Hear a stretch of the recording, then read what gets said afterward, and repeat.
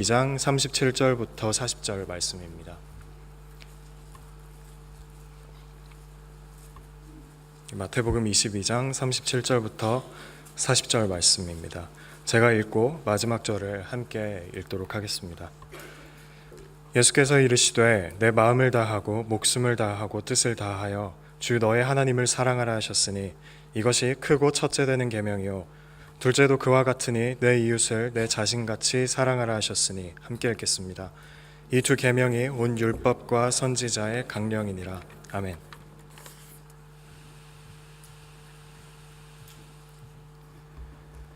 네, 하나님은 우리가 자신에 대해서 참 많이 알기를 원하십니다.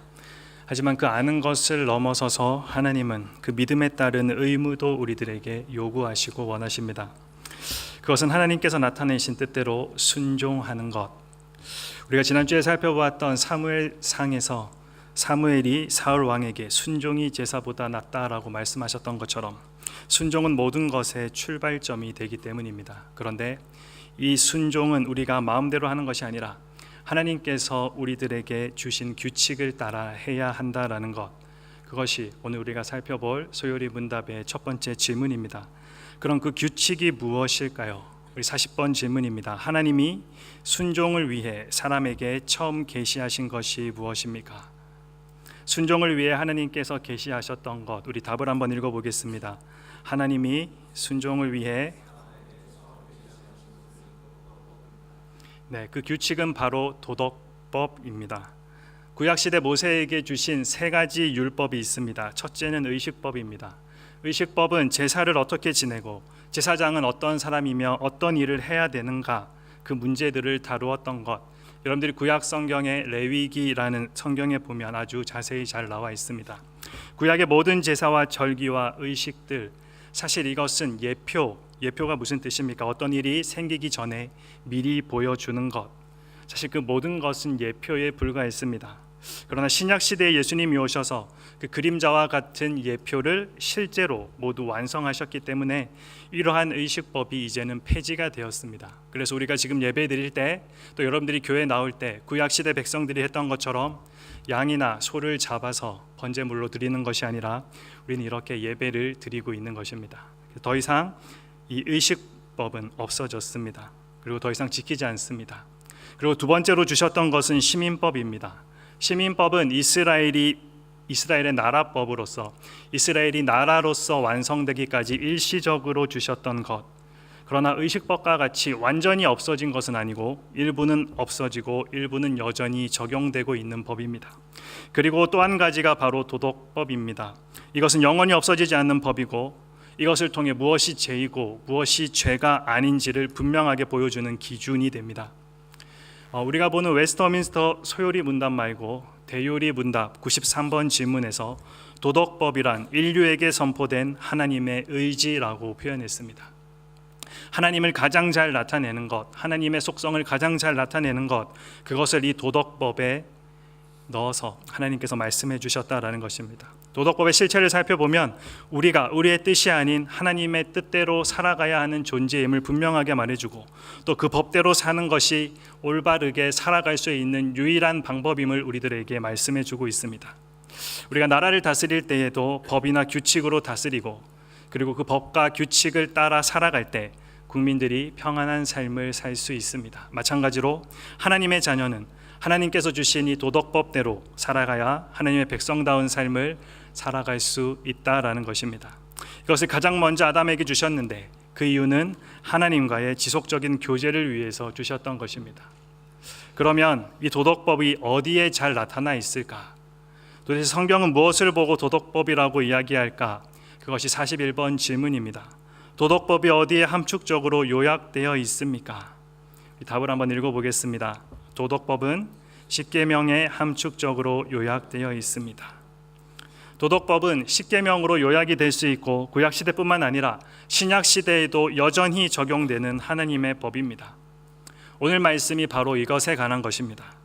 오늘 본문은 한 율법사의 질문에 대한 예수님의 대답으로 시작하고 있습니다.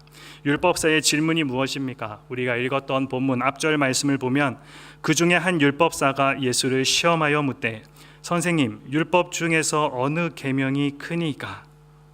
이 질문에 대해 예수님께서 대답하신 내용이 오늘 본문의 내용입니다. 예수님께서 뭐라고 말씀하십니까? 예수께서 이르시되 내 마음을 다하고 목숨을 다하고 뜻을 다하여 주 너의 하나님을 사랑하라 하셨으니 이것이 크고 첫째 되는 계명이요 둘째도 그와 같으니 내 이웃을 내 자신과 같이 사랑하라 하셨다. 하나님을 사랑하고 이웃을 사랑하는 것, 이것은 무엇에 관한 말씀입니까? 그것은 바로 오래전 모세에게 주셨던 10가지 말씀, 십계명에 대해서 말씀하고 있는 것입니다. 그러기에 소요리문답 42번 질문이 이렇게 질문합니다. 십계명의 핵심이 무엇입니까?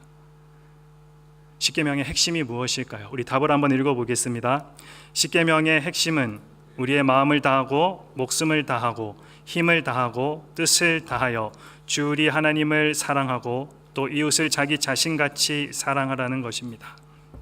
이 십계명은 지금으로부터 약 3,500년 전인 주전 1440년경에 모세에게 주어진 율법입니다. 그래서 십계명 하면 제일 먼저 우리들에게 떠오르는 그 생각은 동물 가죽으로 천막을 만들던 그 시대에나 적용할 아주 구시대적인 유물로 21세기를 살아가는 우리와는 전혀 동떨어진 옛날의 율법 정도로만 생각하고 있습니다. 또 구약의 율법이 신약의 은혜로 대처되었다고 생각해서 십계명을 구약의 율법이기에 더 이상 지킬 필요가 없는 생명력 없는 하나의 장식처럼 생각하는 사람들이 참 많이 있습니다. 그러기에 과연 오늘에도 이 십계명을 그대로 지켜야 하는가? 이 문제를 가지고 많은 신학자들이 문제를 제기하고 있습니다. 그리고 많은 그리스도인들이 이런 문제 제기에 말로는 하지 않지만 마음으로는 같이 생각을 함께 하고 있습니다. 이런 문제가 제기되는 이유가 무엇입니까? 다음 몇 가지 이유를 볼 수 있습니다. 먼저 오늘 이 복음의 시대를 우리는 살아가고 있는데 율법의 핵심인 십계명을 글자 그대로 지킬 필요가 없다라고 생각할 수 있기 때문에 그렇습니다. 이것은 단지 3,500년 전에 이스라엘 백성들에게만 주셨던, 그들에게만 적용되는 말씀이지 지금 우리들에게는 많은 시간이 지났기 때문에 더 이상 필요 없다라고 생각할 것입니다. 두 번째는 오늘의 시대 상황과 십계명이 주어진 3,500년 전의 시대 상황이 너무나도 달라서 동일한 법 규정을 적용할 수 없다라는 것, 그 생각에서 우리는 십계명을 지킬 수 없다라고 생각하는 사람들이 있습니다. 그리고 세 번째로는 일방적으로 하지 말라 하라라는 식의 이 독단적인 교훈을 하는 이 방식이 지금 이 시대, 특별히 포스트 모더니즘 시대를 살아가는 현대인들에게 굉장히 거슬려 보이는 말이기 때문에 그렇습니다. 그러기에 실제로 많은 그리스도인들이 십계명을 마음속에 담아두고 있지 않습니다. 여러분은 십계명을 몇 개나 기억하고 있습니까? 우리 한번 해볼까요? 첫 번째 계명이 무엇입니까? 네. 두 번째 계명은요? 세 번째 계명은요? 네 번째 계명은요? 네, 더 이상 안 물어봐도 될 것 같습니다. 아마 여러분들이 이 말씀을 기억하고 있지 않다라는 것은 여러분들의 마음 가운데 이 10가지 말씀을 지킬 필요가 있을까라는 의문 또한 있을 것이다라는 생각이 듭니다. 여러분들이 얼마나 몇 개나 암송하고 있는지, 얼마나 순서대로 기억하고 있는지, 뭐가 중요할까? 여러분들 순서대로 암송하지 못하는데 십계명의 의미를 제대로 알고 있을 수 없습니다. 십계명의 의미를 제대로 모르는 사람이 십계명의 내용을 실천하려고 하는 것 또한 더더욱 가능하지 않은 일입니다.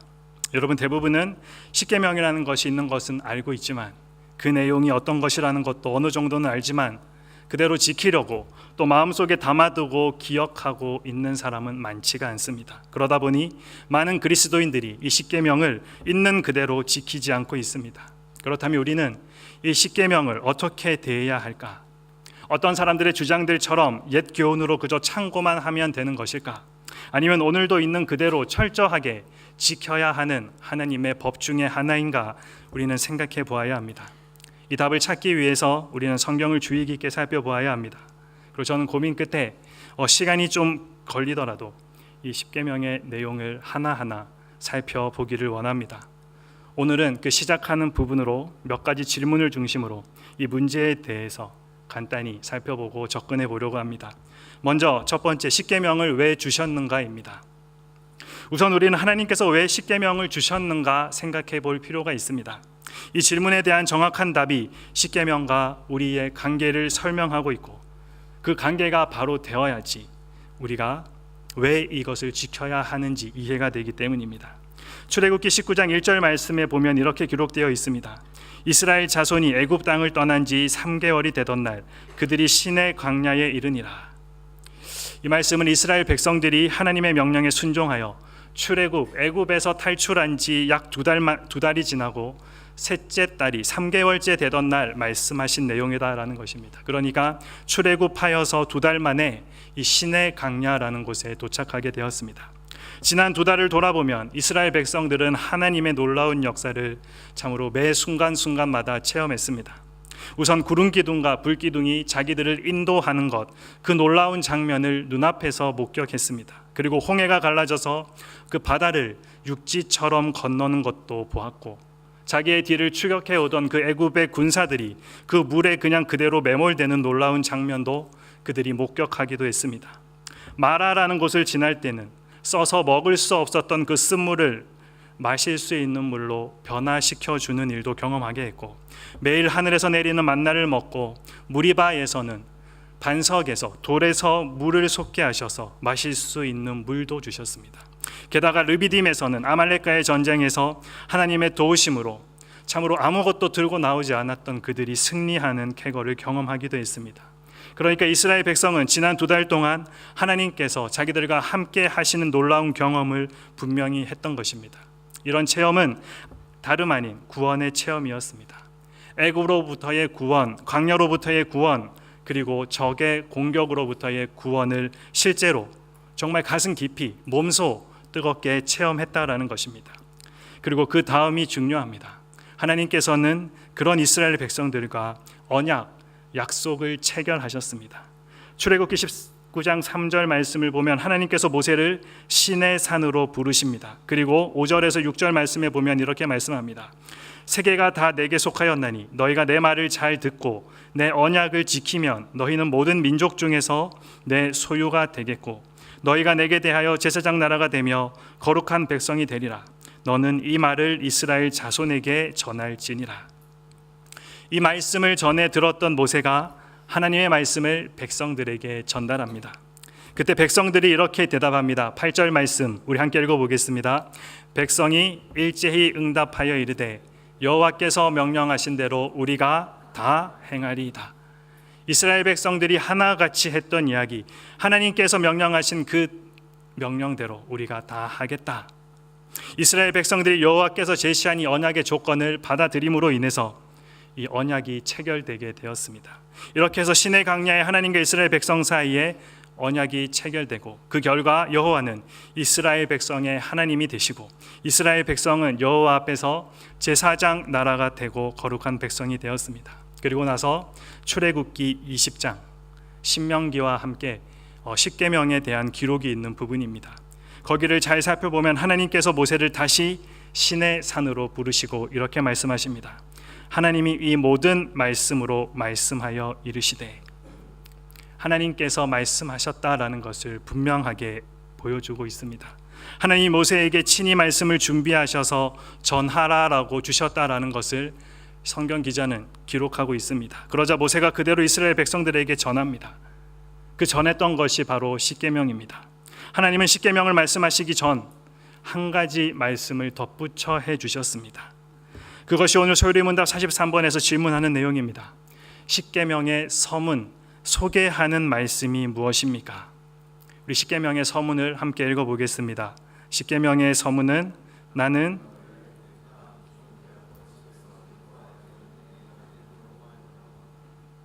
이 서문은 출애굽기 20장 2절 말씀, 아까 이 말씀을 하시는 분이 여호와임을 분명하게 말씀하신 이후에 이어서 하신 말씀입니다. 2절 말씀에 나는 너를 애굽 땅 종되었던 집에서 인도하여 낸 내 하나님 여호와니라. 하나님께서 이렇게 십계명을 소개하셨던 이유가 무엇일까요? 44번이 이렇게 질문합니다. 그 서문이 우리들에게 가르치는 것 무엇입니까? 그 서문이 우리들에게 가르치는 것, 우리 함께 읽어보겠습니다. 십계명의 서문이 우리에게 가르치는 것은 하나님이 주이시고 구속자이시므로 우리가 마땅히 그분의 모든 계명을 지켜야 한다는 것입니다. 이것이 왜 그렇게 중요할까? 이것이 뭐가 그렇게 우리들이 꼭 지켜야 할 만큼, 그리고 그 십계명을 주시면서 꼭 이야기하셨어야 했을까? 여러분들, 이것이 흔들리지 않아야 십계명의 첫 번째 계명인 너는 나 외에 다른 신들을 내게 두지 말라라는 이 계명부터 지켜나갈 수가 있기 때문입니다. 이 말씀을 선언하신 하나님을 인정하지 않고 그가 한 이야기를 지킨다라는 것은 아무 의미가 없기 때문입니다. 이 서문을 통해서 우리는 하나님께서 왜 이스라엘 백성들에게 십계명을 주셨는지를 명확하게 알 수 있습니다. 하나님께서 구원하신 이스라엘 백성, 하나님과의 언약을 맺어 거룩한 백성이 된 이스라엘 백성으로 하여금 왜 거룩한 백성으로 살도록 안내해 주셨는지, 그 내용이 이곳에 다 담겨 있다라는 것입니다. 지금 출애굽기 20장에서 모세를 통해 십계명을 받고 있는 이 이스라엘 백성들은 더 이상 출애굽했던 그냥 그 애굽에 머물러 있던 사람들이 아닙니다. 출애굽하고 하나님 앞에 서 있는 자들입니다. 하나님의 택감을 받은 사람들입니다. 하나님의 놀라운 구원을 이미 경험한 사람들입니다. 특히 하나님과 언약을 맺은 사람들입니다. 그래서 이 세상 그 어떤 사람들과도 구별된 거룩한 백성이 되었습니다. 그렇기 때문에 하나님께서 십계명을 주시면서 그렇게 선언하셨던 이유는 거룩한 백성은 거룩하게 살아야 한다. 하나님께서 저들에게 거룩한 백성답게 살 길을 알려주시기 위해서 주셨던 것이, 그 가이드라인이, 그 지침서가 바로 10가지 계명, 십계명을 주셨다라는 것입니다.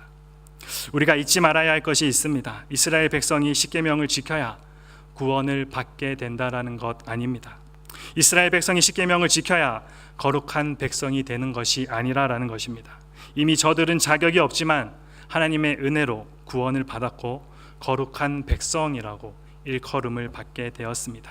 저들은 값없이, 정말로 아무 한 것 없이 하나님의 은혜로 구원받았고 거룩한 백성이라 여김을 받게 됩니다.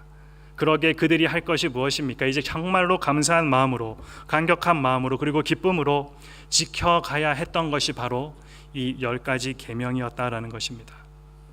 오늘 우리는 어떻습니까? 우리도 이스라엘 백성들과 전혀 다르지 않습니다. 우리 또한 자격이 없는 사람들이지만 하나님의 자녀로 선택을 받게 되었습니다. 우리도 값없이, 아무 공로 없이 예수 그리스도의 십자가의 그 구원의 은혜로 우리는 구원받았습니다. 그리고 하나님의 자녀가 되었습니다. 그렇다면 우리는 이제 하나님의 자녀답게 살아가야 하는 것입니다. 구원받은 사람답게 살아가야 하는 것, 십계명은 이런 우리에게 그 길을 안내해 주는 지침서가 되는 것입니다. 이런 의미에서 십계명은, 이 10가지 말씀은 우리들에게 은혜가 됩니다. 누가복음 15장에 보면 돌아온 탕자, 개역 개정 성경에 보면 잃어버린 아들의 비유가 있습니다.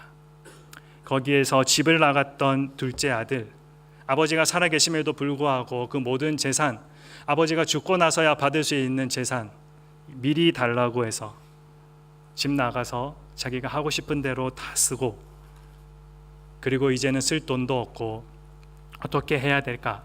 돼지가 먹는 그것을 쥐엄 열매를 먹으면서, 그래도 내가 이래도 우리 아버지 집에 있을 때가 참 좋았는데 기억하고 다시 그 집에 돌아갔을 때, 이제는 그 집에 돌아가면 이제는 아들이라는 이름은 내가 받기 힘들 것 같고 차라리 종이라도, 일꾼이라도 좋으니 다시 그 집에 돌아가고 싶다라고 생각하고 그 집에 돌아갔을 때 아버지가 어떻게 나옵니까?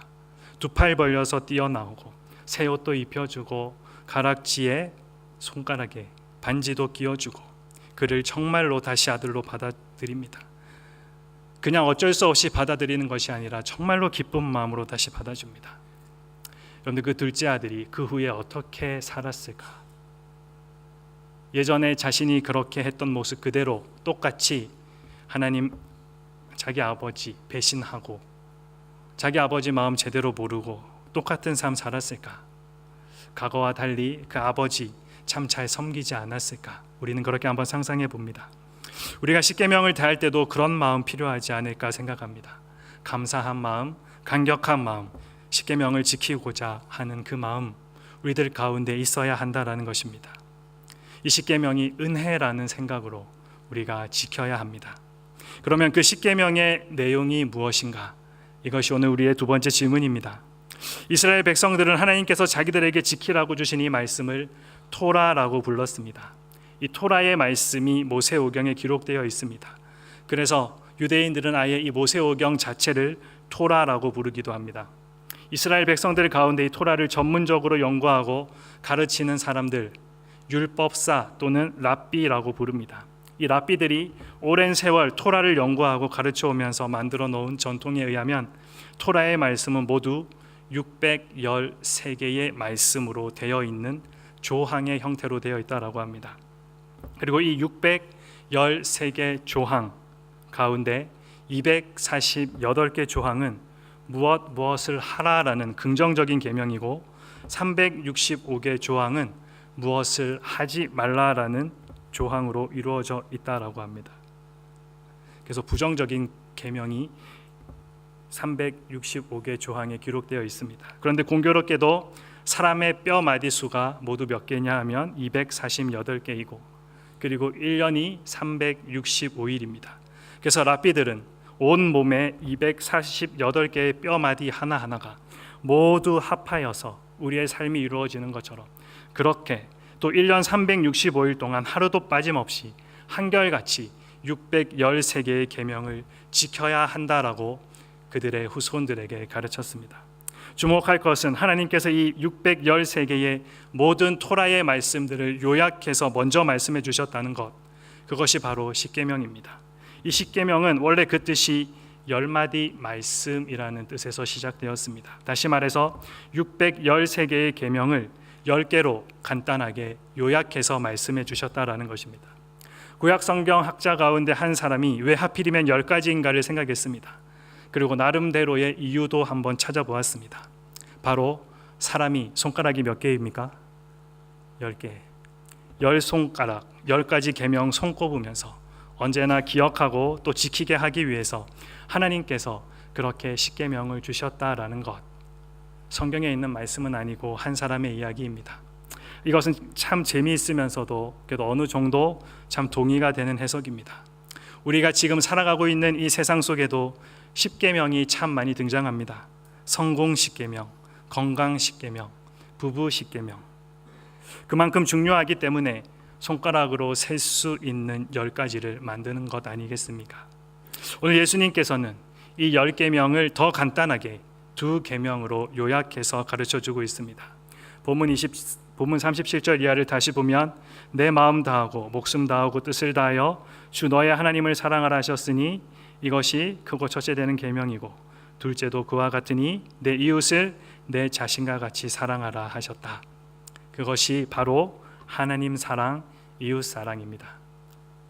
개혁자 칼뱅은 십계명과 예수님의 2계명을 연결해서 주목할 해석 한 가지를 제시했습니다. 십계명이 2돌판으로 되어 있는 것에 착안해서 이 십계명의 내용을 2가지로 나눌 수 있다라고 생각했던 것입니다. 첫 번째 돌판에는 1계명에서 4계명이 기록되어 있고 두 번째 돌판에는 5에서 10계명이 기록되어 있다라는 것. 그래서 첫 번째 돌판에는 하나님께 대한 계명이 기록되어 있고 두 번째 돌판에는 이웃에 대한 계명이 기록되어 있다라는 것입니다. 우리 그리스도인들은 예수님께서 가르쳐 주신 대로 이 2가지 계명의 관점에서 십계명을 이해할 필요가 있습니다. 우선 십계명의 기본 정신은 사랑이라는 것을 우리는 분명하게 기억해야 합니다. 하나님을 사랑하고 이웃을 사랑하라는 계명.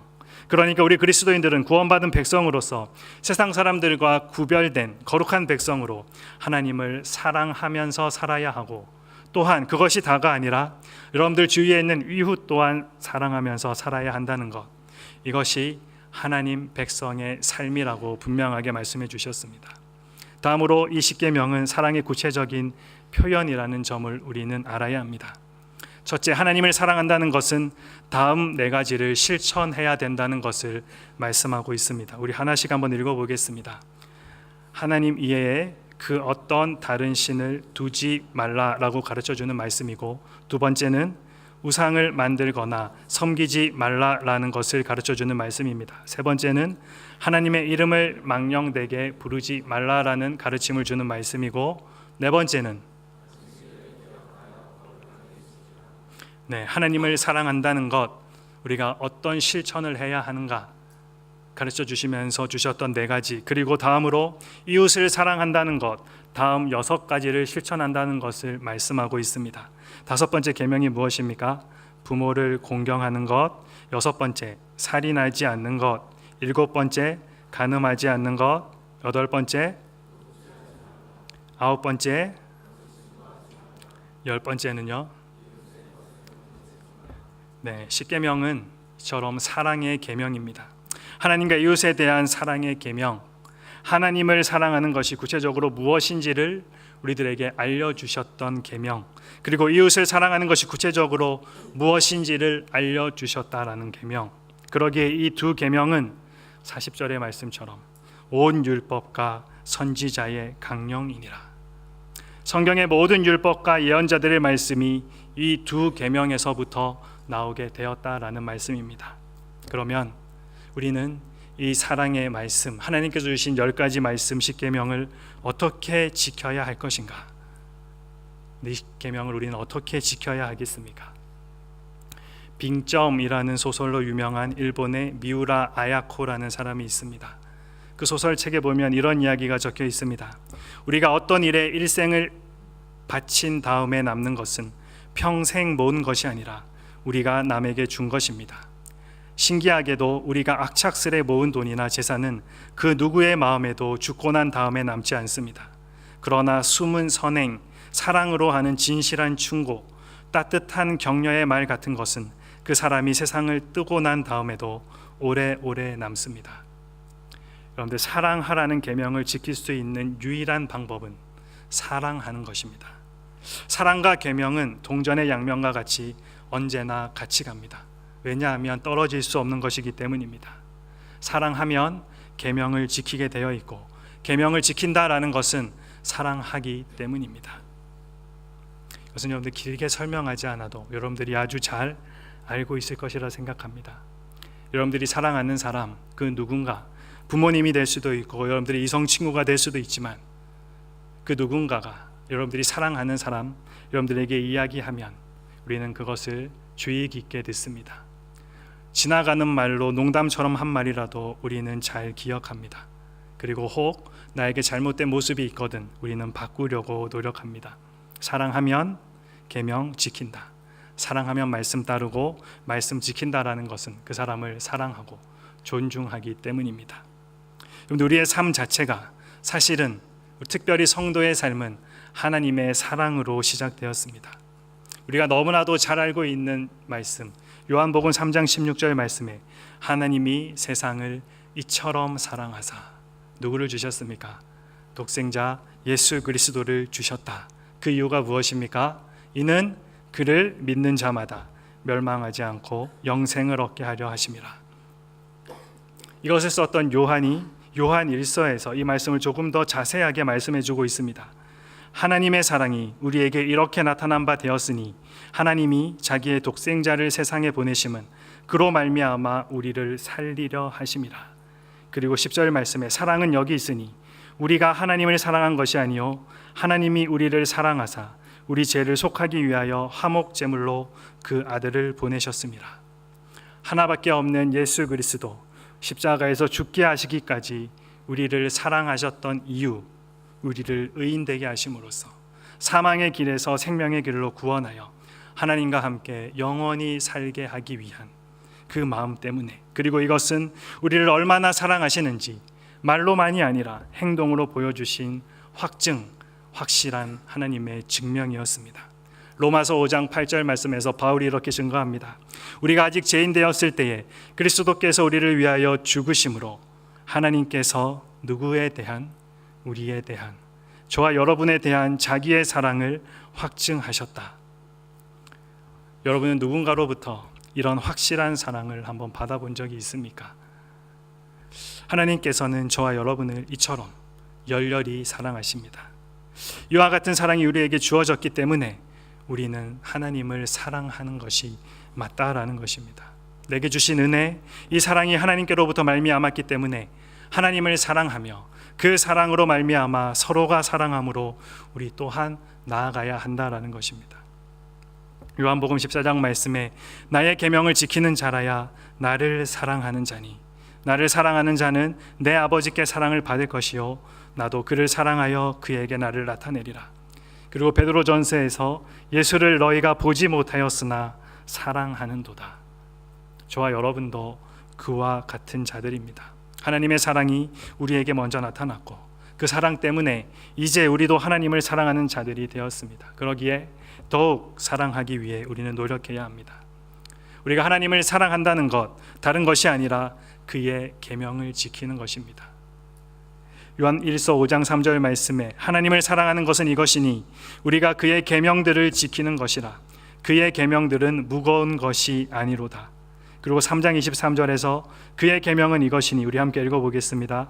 곧 그 아들 예수 그리스도의 이름을 믿고 그가 우리에게 주신 계명대로 서로 사랑할 것이라. 여러분은 하나님을 얼마나 사랑하고 있습니까? 하나님 말씀을 얼마나 많이 마음속에 기억하고 있습니까? 한 가지 일화를 소개하고 오늘 말씀을 정리하고자 합니다. 세계적인 리더십 연구가 스티븐 코비는 자신의 베스트셀러 성공하는 사람들의 7가지 습관에서 이 일화를 소개하면서 등대 법칙이라고 불렀습니다.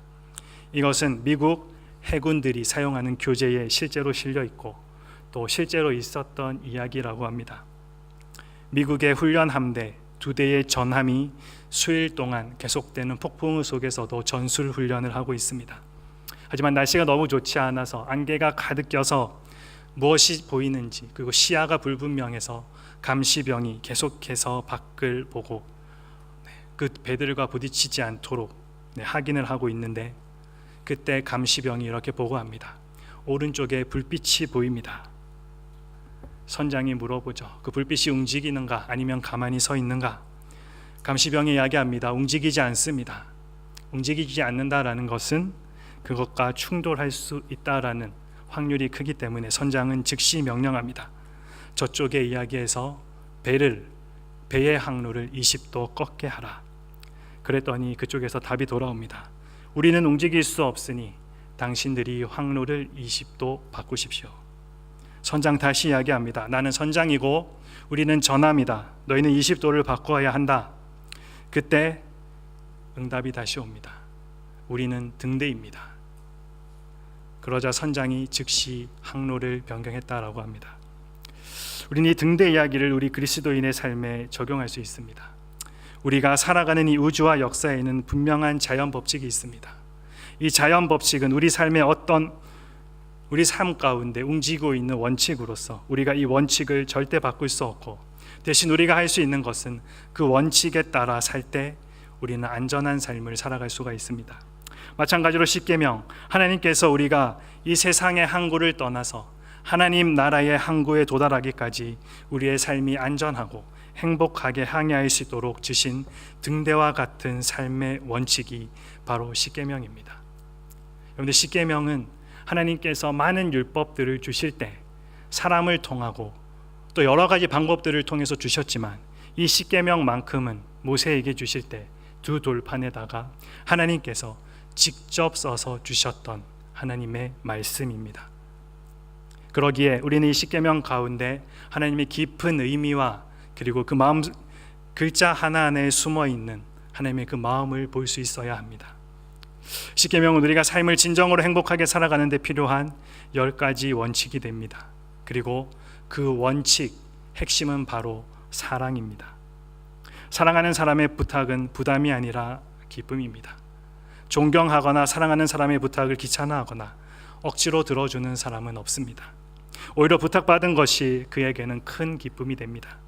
하나님께서 우리에게 주신 율법도 마찬가지입니다. 하나님께서 먼저 우리를 사랑하셔서 우리의 신실하신 하나님이 되어주셨습니다. 그러기에 하나님께서 우리들에게 원하시고 요구하시는 순종의 의무는 우리들이 짐처럼 무겁게 여기는 것이 아니라 우리가 자원하는 마음과 기쁜 마음으로 기꺼이 감당할 수 있어야 하는 것입니다. 그런데 하나님의 뜻에 따르는 것이 하나님을 사랑하는 마음만 있다고 해서 저절로 되는 것 또한 아닙니다. 사랑은 저절로 되지 않습니다. 여러분들도 사랑해봐서 다 알죠?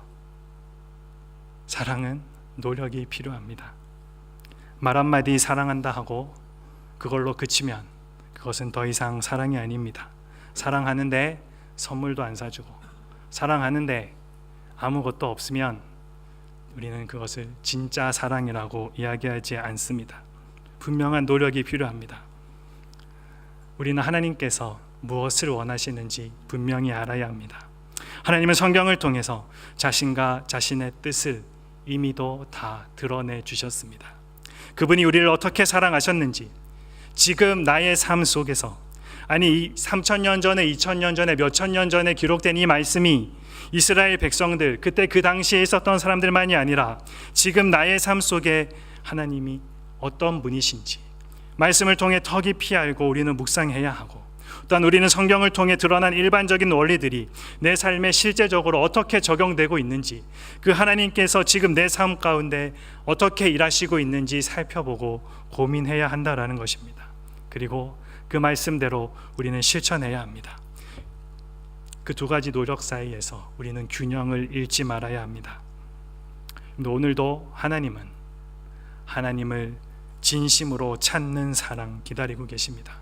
딱 한 번 용서와 구원의 은혜 처음 체험한 때, 그때만 드리기를 원하시는 것이 아니라 우리가 수시로 매일매일 새롭게 하나님께 우리의 마음을 드리기를 원하십니다. 온 힘을 다해 예수님을 사랑하는 사람, 존재 전체와 가진 것 모두를 예수님께 쏟아 하는 그 사랑, 예수님께서는 원하고 계십니다. 그렇게 사랑하는 사람만이 첫째 되는 계명, 내 마음을 다하고 목숨을 다하고 뜻을 다하여 주 너의 하나님을 사랑하라라는 이 말씀에 순종할 수 있고, 그리고 또한 둘째도 이와 같으니 내 이웃을 내 몸과 같이 사랑하라라는 이 말씀에 순종할 수 있기 때문입니다. 이것은 하나님께 받은 처음 사랑을 잃지 않는 사람만이 그렇게 예수님을 사랑할 수 있습니다. 우리가 해야 될 것이 무엇입니까? 아까 우리가 말로만 찬양했던 대로 예수님의 사랑 다 표현하지 못합니다.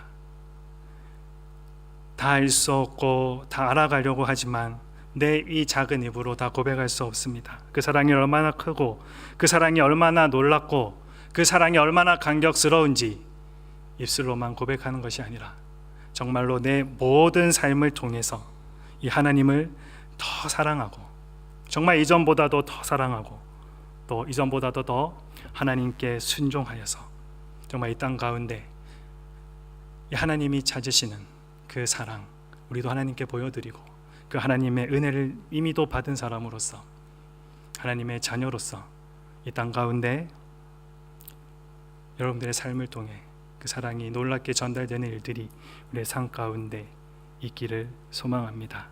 우리 함께 기도하겠습니다. 하나님, 참 감사합니다.